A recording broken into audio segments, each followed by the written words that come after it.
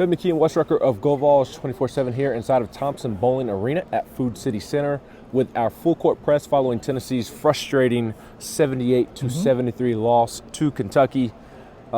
Simply put, it was a close game. They only lost by 5, and they were able to cut the Kentucky lead down at various points. They led at halftime, as a matter of fact, but aside from the fight that they did show, just not a ton went right for Tennessee tonight with missed three-pointers. There were a bunch of those, and the defense let them down as well.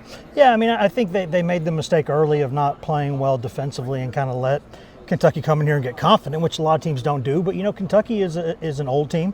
And Tennessee, like Kentucky, they're both flawed teams. They're both very good teams, but they have flaws. And this game was going to be about who's going to get this to be the kind of game they want it to be.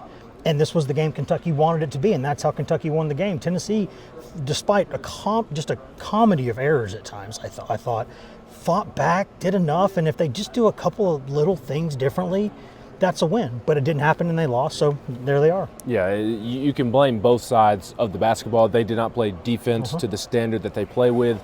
Rick Barnes said several times in his post-game press conference that both offensively and defensively, they did things the opposite of the way they talked about it going into the game. He said that's on him. Obviously, the message is not being communicated well enough, or it's not being received, and he needs to fix that because he's not communicating it well enough. But it's switching when you're not supposed to, or an incorrect switch, or Rick talked about rules that they have within the defensive principle, and if you see something, you're supposed to do this, and they weren't doing this when they saw that. So the defense was poor, and then offensively, Kentucky was sagging off on purpose. I mean, Mark Pope was very blunt following the game, saying Tennessee took 45 threes tonight, which is the second most ever in program history. They only made 11 of them, and Mark Pope was asked about Tennessee's 45 three-point attempts, and he flat out said that it was intentional. Maybe there were more than they would like to give up attempts-wise, but for the most part, guys that they wanted shooting those shots continued to take those shots. Yeah, and I think, listen, I mean, I don't think Tennessee's hopeless offensively. I think Tennessee just has to play a certain way offensively, and when those things don't happen, there's a reason why teams want you to take certain shots, and sometimes you have to do that. But that's part of the game at this level. But there's also times where you have to do what they don't want you to do, right? I mean, you have to find different ways. There are so many times where they just waste the first 2/3 of the shot clock, and I for the life of me, I don't understand what's going on there. It's just kind of there's not a lot of motion in that motion offense at times, and so I wonder what's going on there. But I still think the biggest thing for me is, you can't ask this team to all of a sudden be a great shooting team. That they weren't built that way. If you want to talk about the way the team was built, that's on Barnes, but and his staff. But the way, there's still enough for this team to go win every game it plays. It has to do everything else, and that's the part that I think is on the players. Do what you were brought here to do, and you're still going to win no matter how you shoot it. But if you don't do those things, well, then you got to shoot, and they're not great shooters. Correct, and that kind of begs the tough question following this game. Like, okay, if you play defense the way that you typically do, you win tonight. There's no denying that. If you handle the small details that you typically handle, like you did this past Saturday at Auburn, like, you're going to win more times than you are not.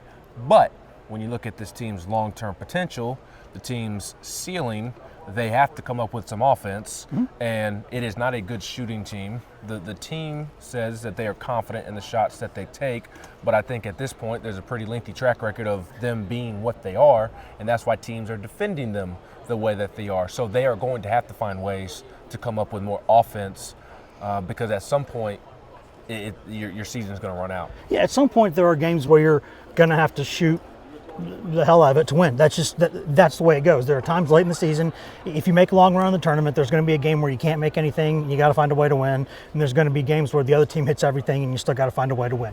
That's basketball. So I think what I've learned the past couple of weeks is that I still think Tennessee's a very good basketball team. I just think there's a level at the very top, and I think for a lot of the season, we thought if Tennessee wasn't number one, it was at least in that top group.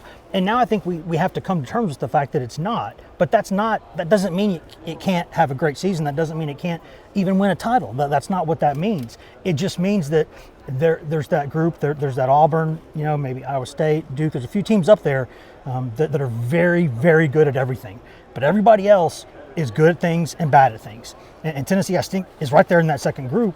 It's not you'd rather be in the first group, but they're not. That just means that they have to do what they do, and they got to do it well. Kentucky did that tonight, and they won the game. Yeah, Tennessee's lost now 3 of its last 4 games. There's a lot of questions that need to be addressed with this team.